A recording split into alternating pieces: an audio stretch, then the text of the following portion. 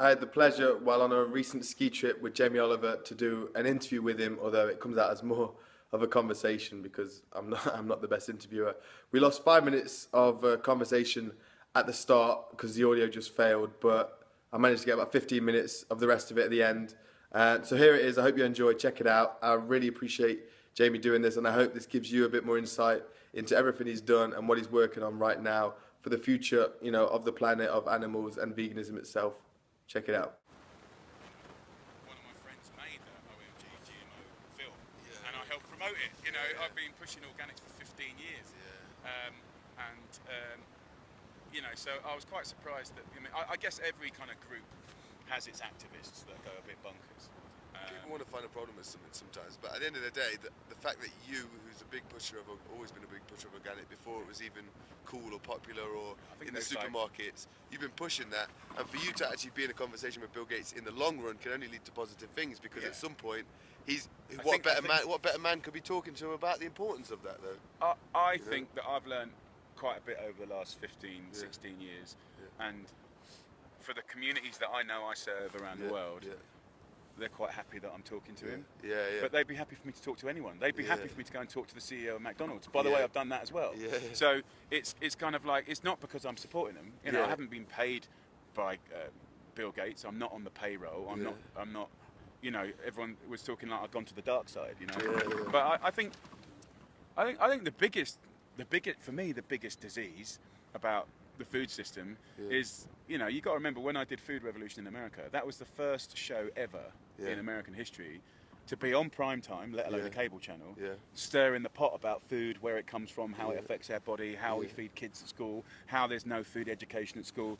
That, you know, what's a crime is not talking about food, you know. And just that's been a side part of life. And I think that, and while we all talk about it, then what happens in the kind of environment is that companies start getting rightfully paranoid about what's acceptable, you know, E numbers, additives, MSG, hydrogenated fats, you know, lying about what's in their product, what's not. I mean, pink slime, which was that product that was in 86% of all ground beef products in America. The American government said if it's less than 25%, you don't even need to put it on the label. Now that's a crime. So, you know, I think, you know, that's kind of one of the things I do, and I guess you've done so much, already, and the veggie vegan thing for me is a really important, I think, topic right now. I think some people said, "Oh, you just got on it," but I think I've got better at explaining it, and I don't feel embarrassed about talking about vegetarian. Well, you go to a nutrition school once a week, right? For like 3 hours.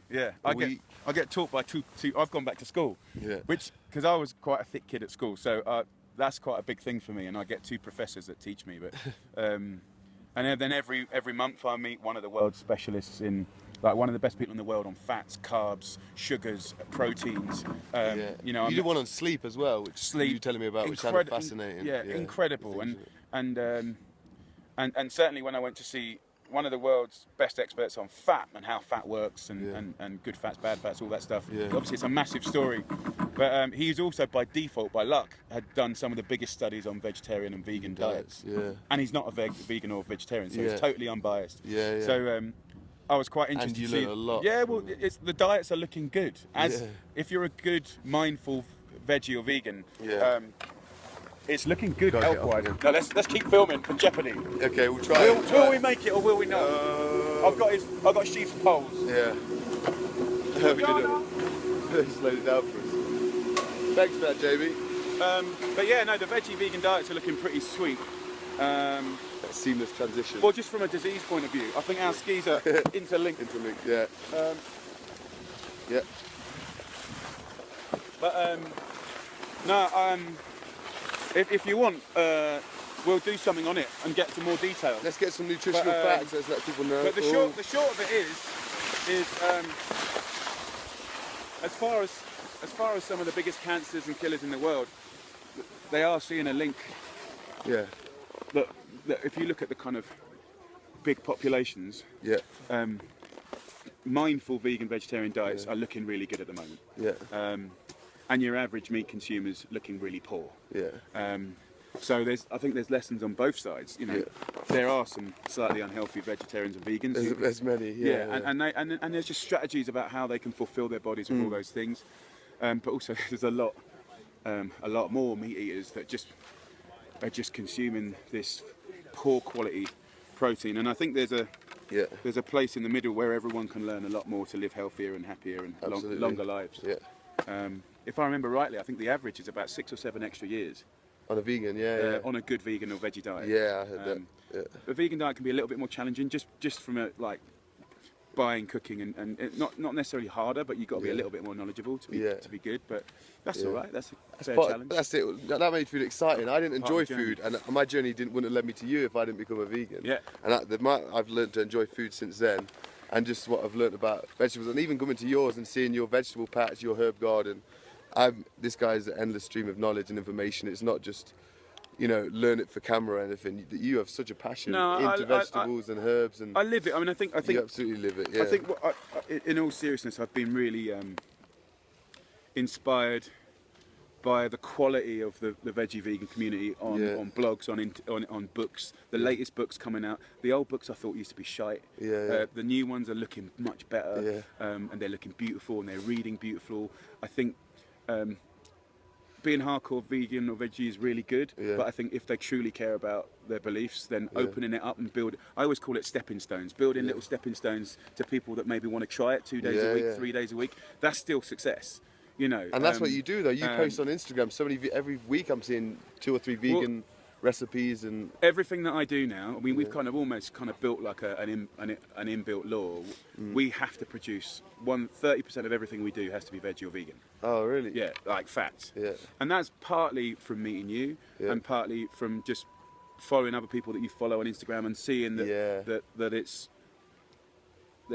there's really passionate people. Yeah. So for me, it just means that my job. I'm quite mainstream. I'm not super sort of elitist or super niche. My job's to serve the mass. The mass, yeah. And you do that at an animal rights level as well. You did a contract with Sobeys Woolworths where you go in there and you make sure that all the produce within there has got all the animal welfare. So I work with supermarkets, and you'll get people saying, you're just taking money from the bad guys, and they'll go on that whole.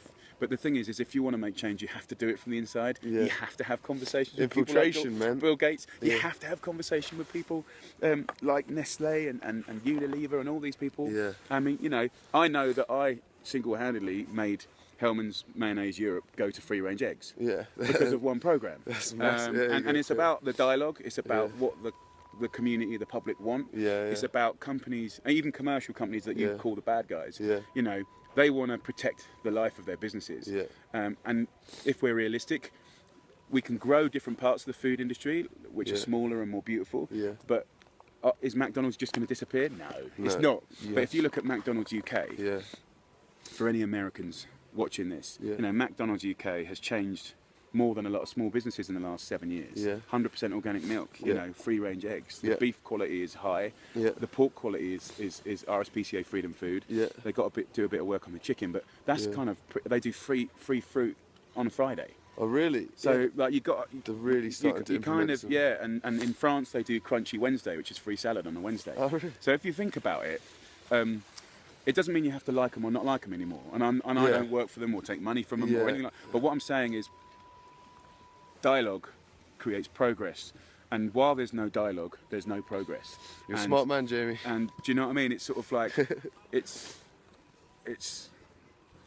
for me, what I'm seeing is when you sort of see eloquent, kind-hearted people producing beautiful recipes in veggie or vegan content. And you see their followers growing. And you see, and of course I read the comments and sort of see how they're, and then you sort of see that this is a genuine. It's important that this is, because I'm a real believer in sort of, it's all very well having beliefs, but sometimes you've got to plug in and amplify. And that's kind of partly what I do, or what I've become. Like an amplifier. I broadcast in 120 countries on 220 channels. So if you take a story like when we did the battery chicken program, that went to like 80 countries. You're gonna make an impact, so it just makes people talk about it. Think about it. I think. And you yourself, you lost a lot of weight in the last 6 months, year. 12 kilos. You lost 12 kilos. Yeah, that's amazing. And that's you got into exercise. Getting a physical regime going. That sort of. Well, it was weird because I realised I hated the gym. I was never a sporty kid. You know, I was always pretty like flexible and sort of like all right at stuff, but I never kind of got into it. Built like a rugby player though. Yeah, but after legs. 30, you got to kind of start looking after yourself. But I kind of, what was weird is I could get up at 4 in the morning for work. Yeah. But I hated going to the gym. Yeah. So it was the way I'd set it up. But now I just treat the gym like work. So it's my first job of the day. Yeah. So I'm up at 5, in the gym at 6. At work at 7:15, and I do that. But you did a lot of body weight core, bit of yoga. Yeah, trying to get into a bit of like a lot of body weight stuff. Yeah. A little. My diet was always pretty good. A little bit of tweaking, and then a lot of work on sleep. Yeah. That was sleep was a really profound. I like that. Game changer. Like I just thought sleep was sleep, but actually realizing that sleep is the most profound training that anyone will do, including yourself. Yeah, well, there's a saying we have the 3 things you need: sugar, water, sleep. Yeah. Sugar is the carbs, water, hydration, and sleep, and sunlight, of course, as well if you can get that. Yeah. But those are the 3 biggies, and you get big time, and it works for free for you. Yeah, and it burns calories, but also most importantly, all of your muscle fibers, all of your antibodies that protect you, fighting disease. You know, and resetting memory and learnings and putting everything in the right place. It's all sleep, man. And if you've got, I put a jawbone on, and I realised that I was getting 3.5 hours sleep a night. Yeah. I was going to bed at 2, and I was getting up at sort of 5 or 6. Boy. And I did that for like 5 years. And it's like being an alcoholic. I realised I was fucking really unhealthy. So like, you know, we're all on a journey. We're all learning. But exactly, I think. Back to the sort of veggie vegan stuff, it's a no-brainer, right? The future definitely, and that's why the letter was important. The future is about a plant-based diet, even for the meat eaters. It's about quality, not quantity. It's about finding some balance. It's about grains. It's about a really good balanced diet, whole foods. Whole foods. You know, so therefore, if that's the case, which it definitely is. Even for myself, I'm vegan probably a day and a half a week. I'm probably veggie twice, fish twice, and meat sort of maximum twice now. So, and that's like a standard week for me. So I think that's a pretty good way to go for the meat eaters. Do you know what I mean? And then I think once you get there, people find it less of a jump to go straight for hardcore. It's easier to accept the vegan option on the menu. You don't mind going to a vegan restaurant every now and then. And I think. I mean, imagine if a few million meat eaters were going vegan once a week. That's really good progress. I mean, Paul McCartney tried to do it with Meat Free Monday. And you've always backed that. From the beginning, you backed that. Unless we're doing something that's involving a program, we post only veggie recipes on Mondays anyway. On Meat Free Monday. So, but it's if you care about communities, you'll never keep everyone happy. But if you care about communities, like your job's always to ricochet off their energy. You know, and if they're asking for more like healthy, more nutritious, and all the people with allergies, you get women with children who are so grateful because of that. Well, I showed you that text today. Yeah, the comment you got of a woman who's saying thank you for the vegan recipes because my kids have got egg allergy, dairy allergy, and there's just so many people that are ready for it. When you make that content. Because I'm not like cool or artisan or niche. Do you know what I mean? Like I said, I know that my job I'm quite mainstream. So like when you make more particular diets mainstream, like the mums or the people that have those things are like, they don't want to bury their head online for 25 minutes to find a recipe or look through some dusty old books in the arse end of a bookshop. Didn't you do Huffington Post? You did like how to be vegan at Christmas. Man. That was amazing, man. It went viral, man. It got forwarded like millions of times. It was great.